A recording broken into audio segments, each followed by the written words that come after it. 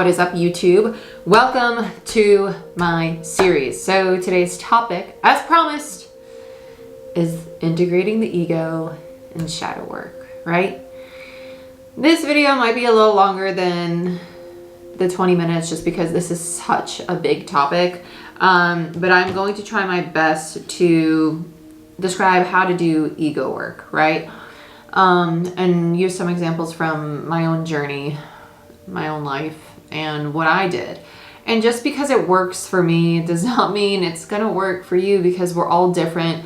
We all process information and emotions and find time to really come home to ourselves in different ways. So the techniques I share with you, feel free to try them, but if they don't work or you feel as if something else might work better, that's fine too, because we're all different, right? And again, we all look through a different lens and process information differently. So let's get into what is the ego. The ego is the I. It is how we perceive ourselves, right? So it's what identifies your beliefs, your habits, what traits you actually hold, but it is the unconscious part of the mind, right? So when we say your limiting beliefs, because if you watch my readings, you know that when I talk about the devil card showing up, the devil's indicative of the ego because it's binding, right? The chains, the two lovers that are bound by the chains to the devil in tarot. It's binding, meaning that this could be attachment.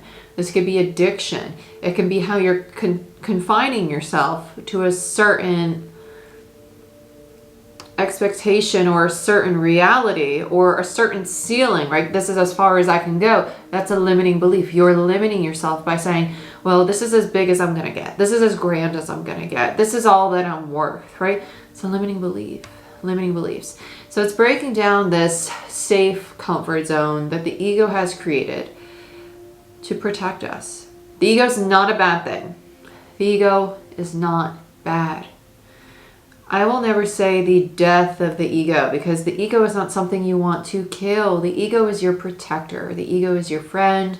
The ego is trying so hard to keep you safe. But there's an excess in good things. Think about Jupiter. It's painted as this benevolent planet. But you can also have bad things in excess, like mold. It expands, it grows more. That's not a good thing. Just like protecting yourself. You can be overly protective of yourself. And that's what majority of the time our ego is doing.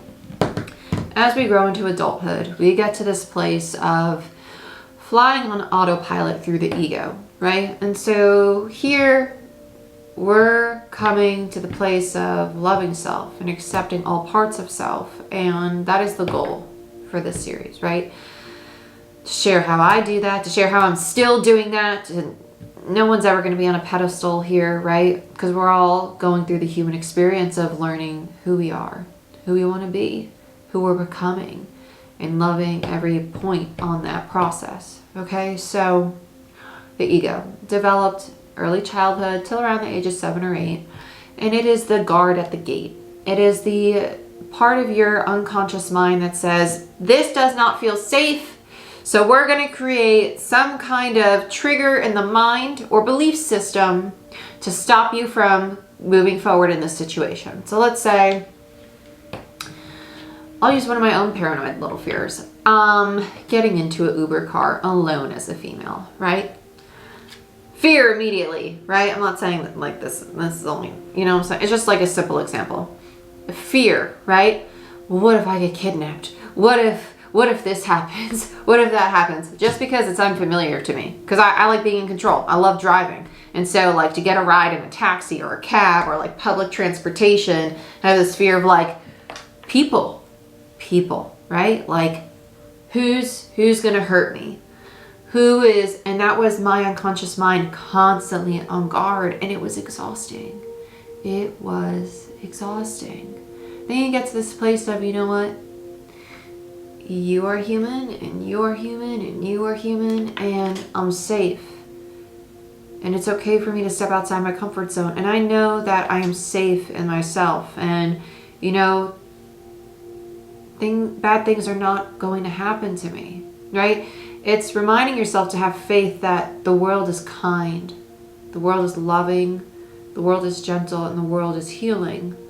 And just because we experience pain or trauma or abuse or this fear of not being enough or fear of failure, right? Just because we have those limiting beliefs and experiences, it does not define our present moment. Those are past experiences.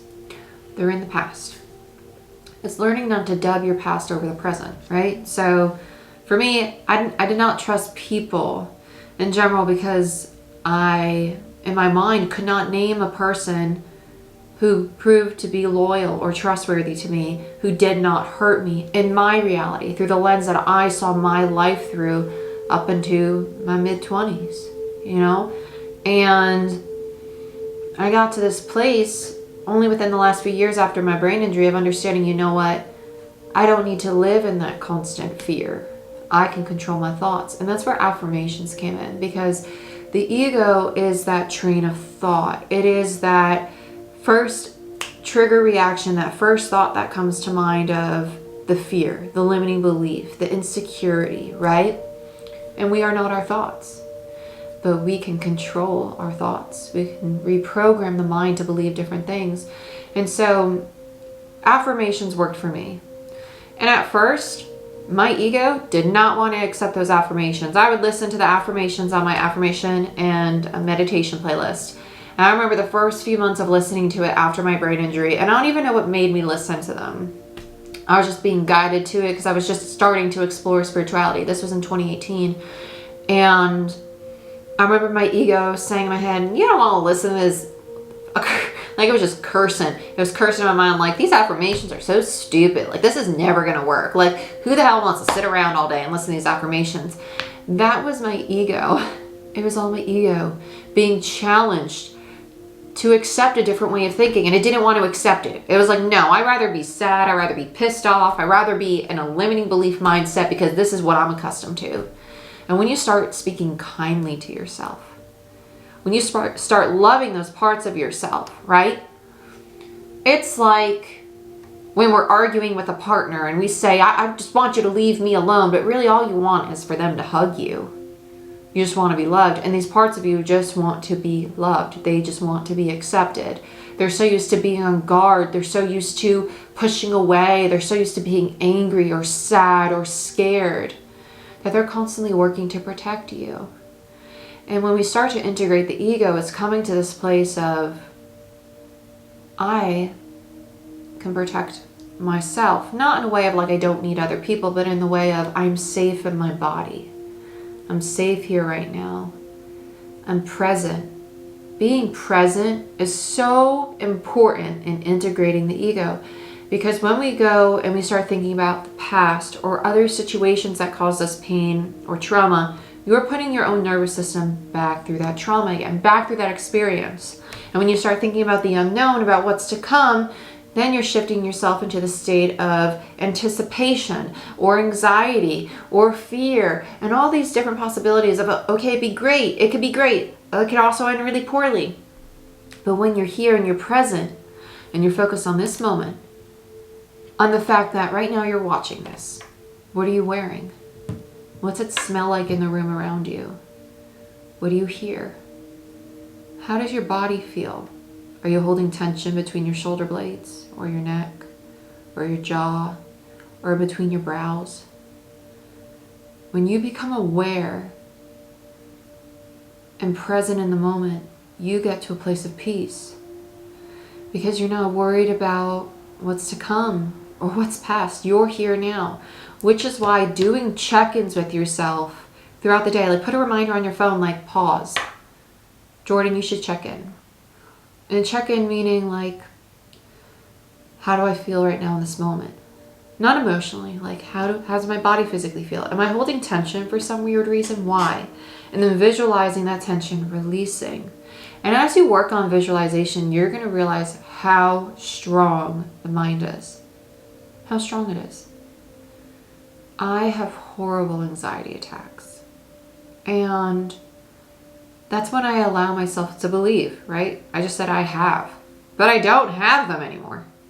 I don't have them anymore. And it's a process. It's a process, because so much of the time we like to hold on to the things that scare us. We like to hold on to the things that cause us pain, because it's a reason. It's a reason that we give ourselves to be guarded instead of being vulnerable, right? I haven't had an anxiety attack in probably since this last integration. I went through this integration for about 9 months. And I was having horrible anxiety attacks because all of my fear, all of my trauma, all of my worry was coming to the surface. And for me, my anxiety attacks were mostly around my health and feeling safe, allowing somebody to get close to me, right? And when I was struggling with my health, to lean on that somebody. I do not like asking for help. And so my biggest challenge with my ego was understanding that it's okay to ask for help. It's okay to lean on other people. Not everybody's going to abandon you.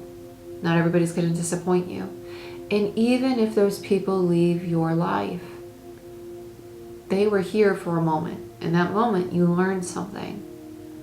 And don't allow your ego to be like, yeah, I learned that I'm going to be abandoned again. The ego likes to do shit like that. No, you learn that people come for a reason, a season, and a purpose. And we all grow and evolve. And when the time comes for that relationship to end, it ends. Right? So, the ego. It's how you perceive yourself. It is the I. It is what you believe and how you feel about yourself. So, before I started my healing, my ego liked to tell me that I wasn't worthy of success, that everybody was going to hurt me, that I wasn't safe out in public, that I always had to carry something on me to protect myself, right? Like that is how unsafe I felt being in a very public place, like a park, right? With all these strangers around me, or a busy party or a club or something. You would never find me at a club or a party because I didn't trust people. I didn't trust people to be genuine. And as I worked through that limiting belief, I found more peace and I found more enjoyment in life. And I found myself releasing this fear of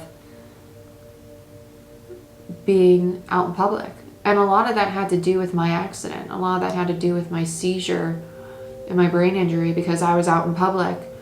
And after that, I was paralyzed and I didn't feel safe in my body anywhere. And that the safest place for me was my home. Because even when I was there, the person I was with, part of me still had anger at that person. Like, I tried to tell you I wasn't feeling good, but how can I expect them to know? I didn't even know. Nobody knew.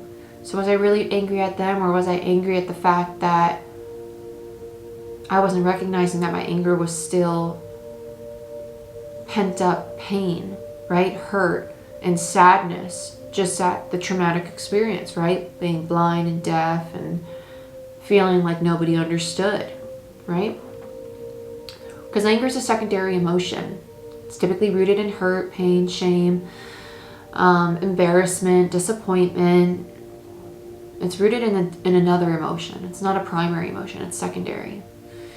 So as I worked through that, I understood that it wasn't the people around me that I was scared of. It was that I didn't feel safe in myself.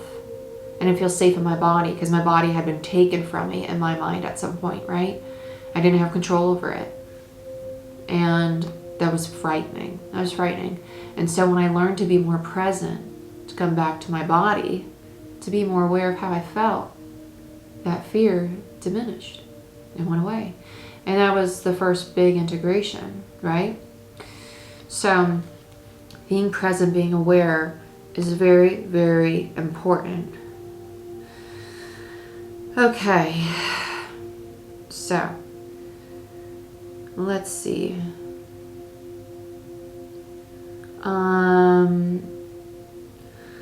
Ego work is also the opportunity to choose, right? So one of my favorite affirmations is,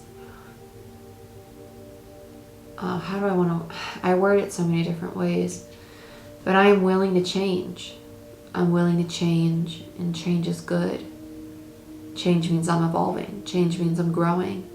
Change means that I'm expanding my comfort zone, that I'm allowing more experiences to enter into my reality without fear or judgment, just active awareness, right?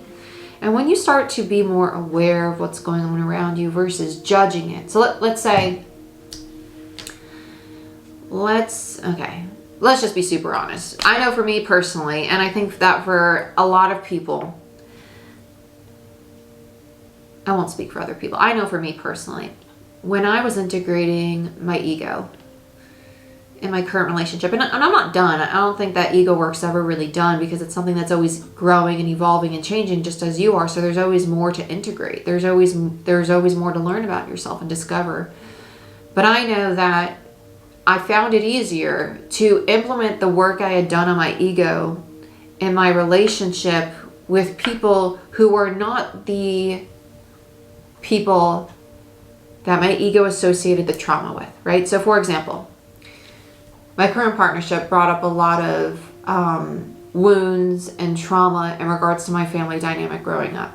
And I find it easier to be in my more authentic self and address those triggers in my partnership than I am to address those triggers when I'm around my family still, right? So I'm still in the process of learning how to carry over the knowledge and the wisdom that I have about myself and my relationships and that active awareness into the actual dynamics that I associate with that pain, with that trigger, with that trauma.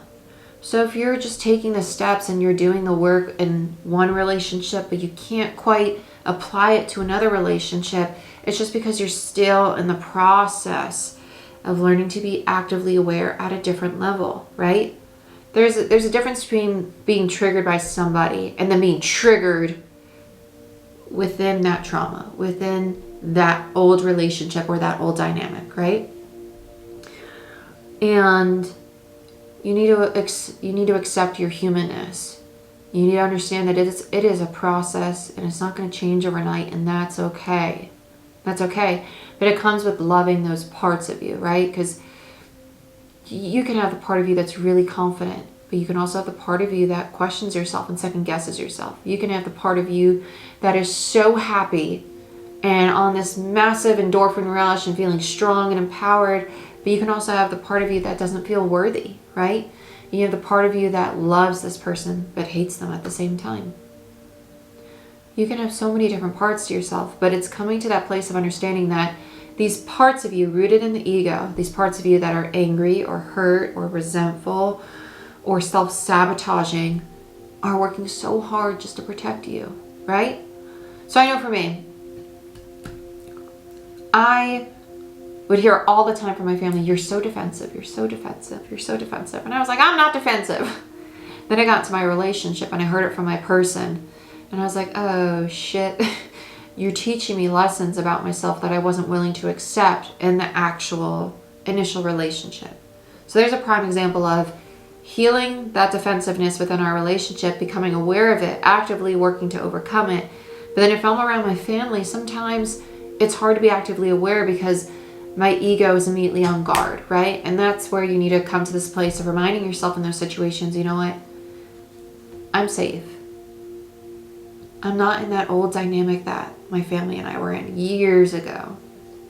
My ego doesn't have to protect me. I'm safe here. And it's coming to that place of reminding yourself that you are not in the past. You're here right now. And that's why active awareness and being present, check-ins are very important. And that's where practices like meditation and visualization, those help you with mindfulness. They help you to visualize that white light cleansing low vibrational energy out of you, or literally imagine the fear washing out of you, or the stress washing out of your muscles. Like visualize your muscles relaxing, and you're going to come to a more relaxed state because the mind's powerful, but visualization aids in that, which is why when we manifest, visualizing, speaking things out loud, being present, calm in a meditative state helps those things manifest quickly. Because you're sitting in this energy of peace. You're sitting in a higher frequency that is receptive. That's receptive, okay? So, Okay, we talked about what the ego is. We talked about, okay, yeah, this is my favorite. Naming your ego. You guys have probably heard me in my readings call my ego Shannon. I don't know any Shannons. That's just the name that my boyfriend and I came up with. My ego's name is Shannon. His ego's name is Steve. And it started because I read it actually from the holistic psychologist. And when you start to detach all that you are in your ego, and you realize that they're two it's just a part of you. It's just a part of you. And it's not something that should die. It's not something that should be rejected. It's something that just wants to be hugged, just wants to be loved, just wants to be accepted, right? And so when you name your ego, I can be like, yo, Shannon, like, why are you so pissy today? You know, like, why are you so upset? Why are you reacting this way? And I'll realize that it's an old part of me, or it's my younger self that is scared of rejection, that wants to throw a tantrum and blow up and push people away because it believes that life is easier and safer on my own. When it's not that. That part of me wants connection so bad, wants to be close and vulnerable with people. But it's scared to trust people and let people in because it's experienced pain. And so it comes with the mindset of reassuring yourself that you don't have to be scared anymore. You're safe now. You have safe and healthy relationships, and you are strong and you are whole as you are, and you don't need the validation of the people around you, right? It's giving yourself that love, that care that part of you is missing, that part of you is craving. It's meeting your own needs. It's understanding why these parts of you react the way they react. Why are you really sad? Is it that you're sad, or is it that you're so accustomed to sitting in sadness that you really don't have a reason to be sad, but you're simply doing that because it's habitual, right? Or you have this limiting belief that being happy is hard, when it's not. Being happy is not hard. Being happy is very easy. If you reprogram your mind to believe that, to sit in that energy, to embody that. Are you really tired? Or is it that you got so accustomed to being lethargic or slow moving that you don't have the belief that you're full of energy, you're full of life, you're full of vitality? Affirming those things. I am powerful. I am full of energy. I am getting closer and closer to my goals every single day. Saying it with power and that oomph behind it is going to help you reprogram these limiting beliefs that your ego tells you. Okay? I know some people really like journaling for ego shadow work. I like it in the sense of manifesting. So I release my codependency. I release my attachment to other people. I release the need to people please in order to be accepted, right? Figure out why you do those things. Why do you people please? Why do you do it? Because you don't want to lose them. Okay, so that's a fear of abandonment, right? I'm no longer scared of being abandoned because I am whole as I am. And I have very healthy, loving relationships. And I attract relationships that are of my highest good. And I accept that things will come and go with ease in my life. And I no longer allow stress and worry to sit in my energy. I allow them to pass with ease, right? You just observe. And it's a practice. It is a practice. It is a practice. And over time, it will become easier and easier, but it is a practice. It's not something that is going to happen overnight. It's something that takes diligence and accountability to implement. Just like anything else does. People are like, how do you find ambition for this? Well, are you diligent? Are you determined? Are you doing it for yourself? What is your why? Right? And anytime you're struggling to figure out what you're feeling, ask yourself why. Why am I upset right now? And most of the time I know for myself, when I was asking myself, why am I upset?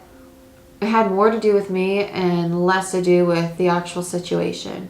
It had more to do with the self-sabotaging behavior or the deflective, right? Or the push away, or I want to isolate myself, right? Because I don't want to let you in. I don't want to let you see me. It comes to that place of being willing to see yourself And accept that, you know what, some of the things your family and friends have been telling you that you think are BS might actually be true. And let's talk about the most triggering thing for the collective, the word narcissist, right? Let's get rid of labels. Let's get rid of labels, because I promise you, when you go into shadow work, you're going to realize that you have tendencies about yourself that you do not like. You don't like. It does not make you a bad person. And don't allow labels and stereotypes of society to make you believe that you've been a horrible human being, because you haven't. You've been protecting yourself, right? And you've been trying to open yourself back up, but struggling to do so. You've been working from a trauma body. You've been working and functioning from the ego, from something that's just so tired of working to protect yourself. And you learn these traits, you learn these defense mechanisms, right? You learn these ways to protect yourself from people in your reality, people in your environment, or from experiences, right? So just be mindful not to be judgmental of yourself through the process. Like, be willing to say, like, that is something I want to change, and I'm proud of myself for seeing the truth, right? I'm proud of myself for seeing these parts of me for what they really are. They're not good or bad. They're just parts of you that want to be loved. They're parts of you that want to feel safe. They're parts of you that want to heal and just want to be supported by you. I want to be very clear, it's not that we don't need other people. But shadow work is about building the relationship itself. The stronger relationship you have with who you are, how you speak, and how you see yourself, the more authentic you're going to be with you. And in turn, the more empowered you feel and at peace you feel in you. And in turn, the healthier your relationships are going to be. Because you're no longer going to allow that fear, that part of you that's so scared of getting hurt to rule your mind. Right? Okay, so naming the ego. Okay, let's talk about the kind of shadow work, the kind of integration or shadow work I do to integrate my shadow.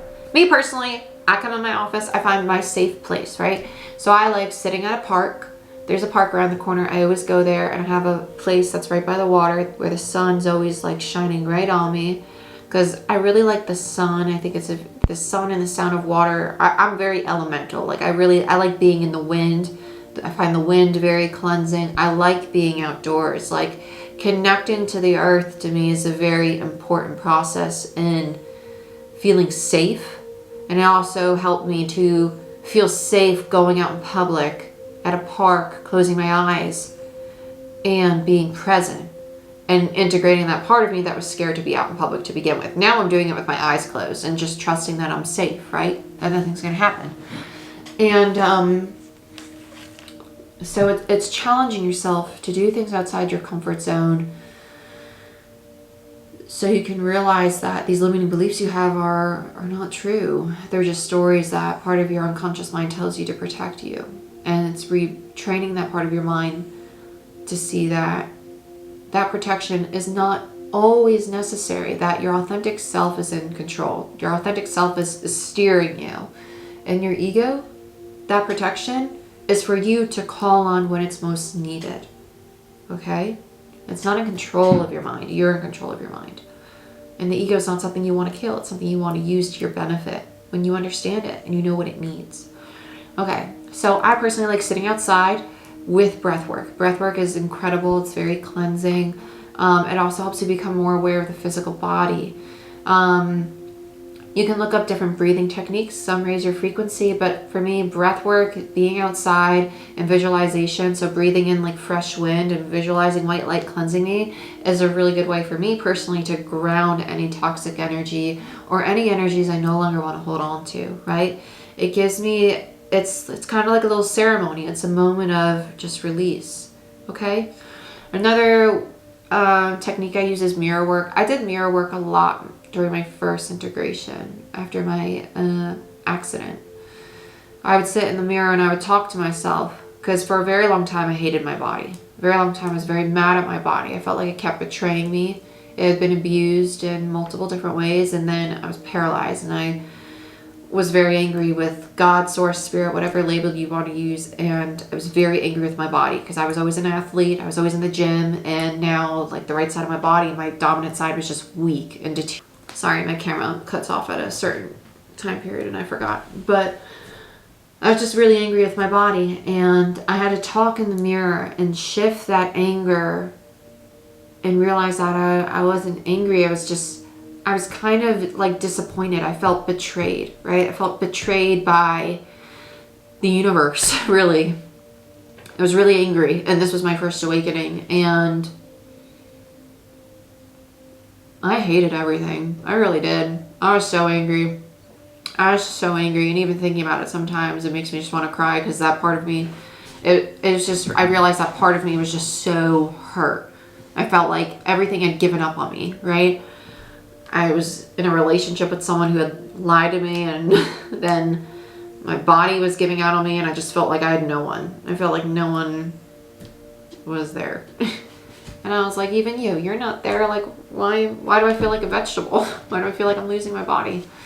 And then I shifted my mindset. And I realized that my body is the one thing that is still here for me, and it's still fighting. It was fighting so hard and trying so hard to be strong, to be supportive of me, right? My mind was trying so hard to overcome all these fears, and I had this ego. It was like the ego of anger, and then I'd fall into peace, like, no, like, I've got this. And that was the beginning of my awakening, but it was also the beginning of my very first huge integration of my shadow, of appreciating my body. And I went to the Reiki practitioner, if you watched the previous episode, and my paralysis started going away because I was building that connection with source. I was building that faith in a higher power. I was becoming more present in what I was feeling, and I was visualizing all this white light, like cleansing all disease, all illness from my body. And I was doing so many meditations, and I was just allowing myself to feel what I wanted to feel. If you want to cry and you don't understand why the F you want to cry, I promise you, crying, letting that out, not only will most likely bring you clarity, but it will also bring you that release. It's normal to want to sigh. Sighing is like the natural way for our body to release energy. Allow yourself to sigh. Honor your emotions. But be aware of why you're feeling them. Like, it's not whether or not you're justified in feeling that way. It's whether or not you understand if these emotions are true or if they're distorted. And when you get to that place, you also get to this place of, it is what it is, right? When someone's trying to fight with you, you can get to this place of, I'm not going to engage in this fight because I don't want to put my energy there. And I'd rather not be upset. And I hear where their pain and their hurt is coming from, and maybe right now in this moment it's not the best for me to respond. Maybe it's the best for me to just take time for myself, because sometimes other people are not ready to see or hear your reality through your lens. Sometimes they're so stuck in their own box, they're not open to seeing outside into someone else's. And that's a process of healing in itself. I've said this a lot with my person, that I may not understand why they feel certain ways sometimes, but that does not mean that their emotions are not valid or they don't deserve attention, right? And that's where I've kind of learned not to bang my head against the wall, especially within my family, you know, like what I do for work is not exactly normal. And through the experience I've had with a brain injury and being out of body, seeing my body on the floor, feeling like, well, knowing I was dead, and then just kind of coming back, and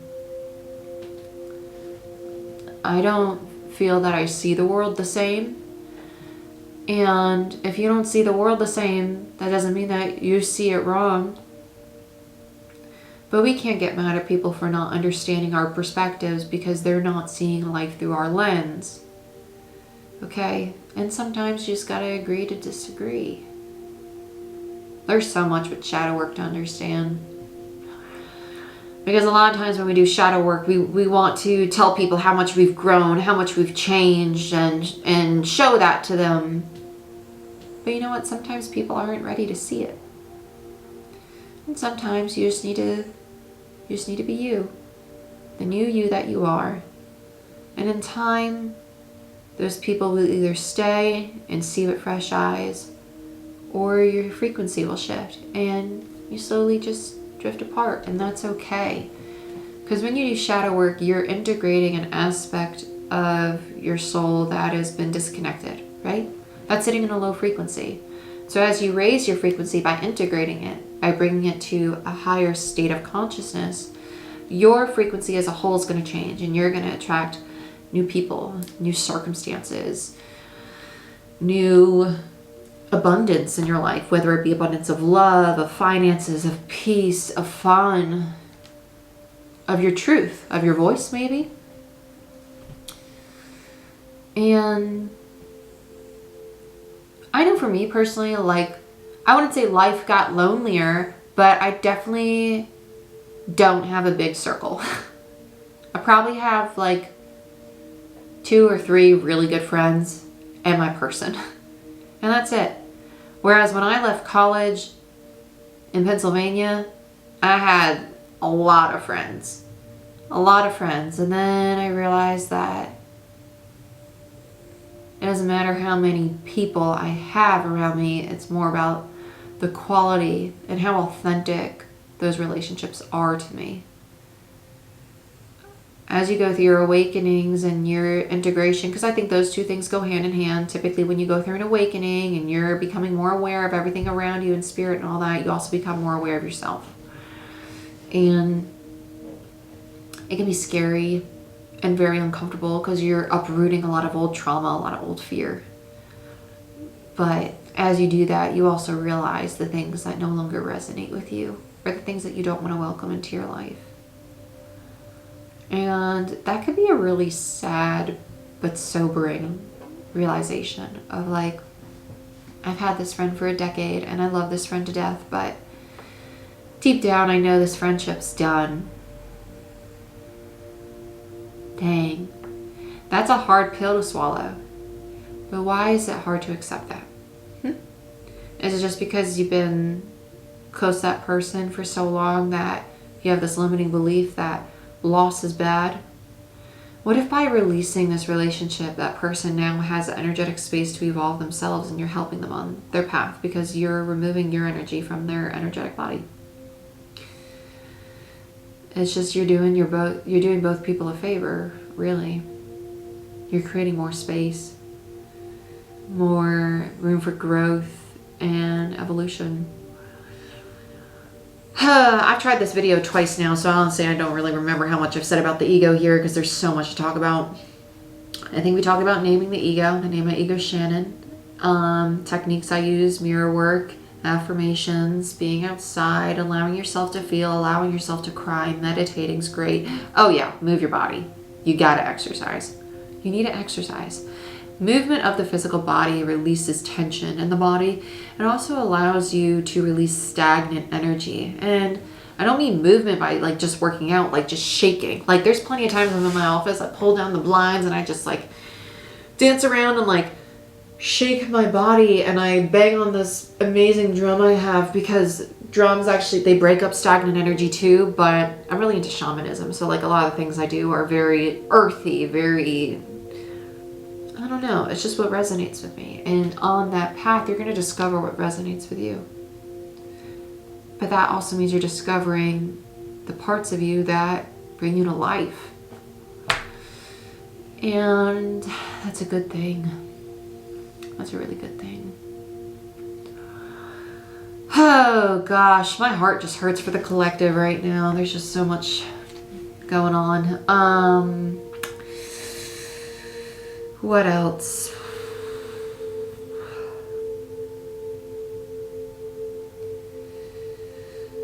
Sometimes people aren't ready to hear the truth. That's another thing. I know so my person was like my very sobering reality. They told me things about myself I really did not like, but they were true. They were so true. And I was like, damn, am I a bad person? And I got to this place of like, no, I'm not a bad person. I'm a human that's healing. And I always have good intentions, you know. I might have traits about myself I was not fond of, but it doesn't mean that they're bad. It doesn't mean that they're bad. It means that they were hurting, right? They were hurting.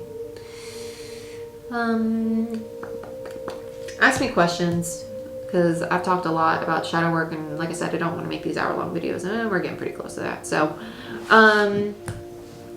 there's a lot to know about shadow work. I might do a part 2, honestly.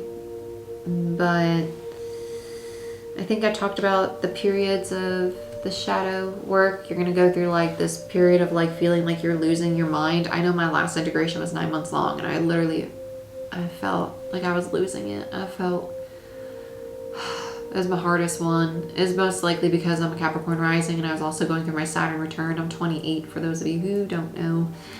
And